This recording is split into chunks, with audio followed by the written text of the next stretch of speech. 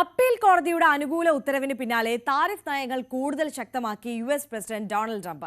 Steel, aluminium എന്നിവയുടെ തീരുവ 50% ഉയർത്തുമെന്നും Trump വ്യക്തമാക്കി.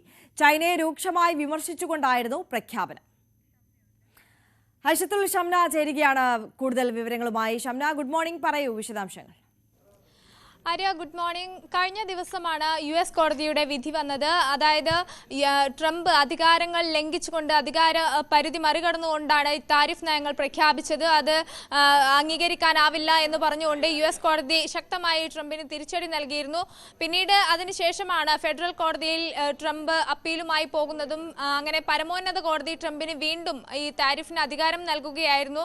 അതായത് ഈ US കോടതി വിധിച്ച വിധി, താരിഫിനെതിരെ വിധിച്ച വിധി താൽക്കാലികമായി മരവിപ്പിച്ചുകൊണ്ട് ട്രംപിന് അനുകൂലമായ ഒരു നിലപാടെടുക്കുകയുണ്ടായി. അതിന് പിന്നാലെയാണ് ഇപ്പോൾ താരിഫ് നയത്തിൽ കൃത്യമായി വീണ്ടും നിലപാട് ഉറപ്പിച്ച് ട്രംപ് രംഗത്തെത്തിയിരിക്കുന്നത്. അതിൽ പറയുന്നത് ഇങ്ങനെയാണ്: ഈ സ്റ്റീൽ, അലുമിനിയം അതിനൊക്കെ ചുമത്തിയിരുന്നത് 25% തീരുവയായിരുന്നു. ഇതിനി 50% ആക്കുന്നു എന്നാണ് ട്രംപിന്റെ പ്രഖ്യാപനം. ഒപ്പം തന്നെ ഇത് US ജനതയെ രക്ഷിക്കാൻ വേണ്ടിയാണ്. US-ന്റെ വ്യാപാര രംഗത്ത് കുതിച്ചുചാട്ടം ഉണ്ടാകും.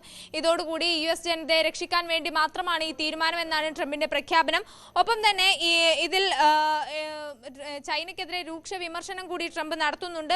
മാത്രവുമല്ല, US സ്റ്റീലും ഒപ്പം തന്നെ ജപ്പാനിലെ നിപ്പോൺ സ്റ്റീൽ കോർപ്പറേഷനും ഇവർ തമ്മിലുള്ള ഒരു കരാറാണ് പുതിയ പ്രഖ്യാപനത്തിന് പിന്നിൽ എന്നാണ് റിപ്പോർട്ടുകൾ. അത് ട്രംപ് തന്നെ വ്യക്തമാക്കിയെന്നതാണ് മനസ്സിലാകുന്നത്. ഇവർ തമ്മിൽ കരാറിലെത്തുകയും അങ്ങനെയാണ് 50% തീരുവ എന്നതിലേക്ക് ഉയർത്തുകയും ചെയ്തത്. ഒപ്പം ചൈന ഇത്രയും കാലം അമേരിക്കക്കാർ ഉപയോഗിച്ചത് ചൈനയുടെ തീരെ ഗുണനിലവാരമില്ലാത്ത സ്റ്റീലുകളായിരുന്നു. അത് അമേരിക്കയെ തന്നെ തകർക്കുമെന്നാണ് കരുതിയിരുന്നത്. ഇനി അത് വേണ്ട, ചൈനയുടെ ഈ നിലവാരമില്ലാത്ത ഉൽപ്പന്നങ്ങൾ ഇനി ഞങ്ങൾക്ക് വേണ്ട എന്നാണ്, അതിനുള്ള ശക്തമായ തിരിച്ചടി എന്നാണ് ട്രംപ് ഈ പ്രഖ്യാപനത്തിന് പിന്നാലെ പറഞ്ഞതും.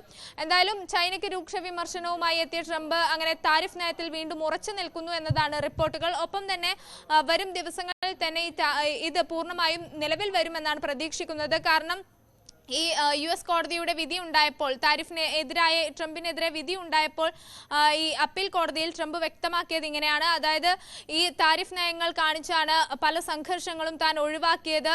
ഇത് US-നെയും മൊത്തം ലോക സാമ്പത്തിക വ്യവസ്ഥയെ തന്നെ സംരക്ഷിക്കാൻ വേണ്ടിയാണ്, ഇത് US ജനതയെ രക്ഷിക്കാൻ വേണ്ടിയാണ് എന്നൊക്കെയാണ് ട്രംപ് കോടതിയിൽ വ്യക്തമാക്കിയത്. അതുകൊണ്ട് തന്നെ ഈ താരിഫ് നയങ്ങളിൽ തനിക്ക് അനുകൂലമായ നിലപാടെടുക്കണം, തങ്ങളുടെ വാദം കേൾക്കണം എന്നൊക്കെയായിരുന്നു ട്രംപിന്റെ അവകാശവാദവും. എന്തായാലും അതിന് പിന്നാലെയാണ് ട്രംപിന് അനുകൂലമായി വിധി വരുന്നത്. അങ്ങനെ കോടതിയുടെ വിധിക്ക് പിന്നാലെ ട്രംപ് വീണ്ടും നിലപാട് കടുപ്പിക്കുന്നു, ചൈനയ്ക്കെതിരെ കൂടി ശക്തമായി വിമർശനം ഉന്നയിക്കുന്നു എന്നതാണ് സാഹചര്യം. ആര്യ, തീർച്ചയായും ആയിഷത്തുൽ ഷംനയാണ് വിശദാംശങ്ങൾ പങ്കുവച്ചത്. ഇനി നമ്മൾ നമ്മുടെ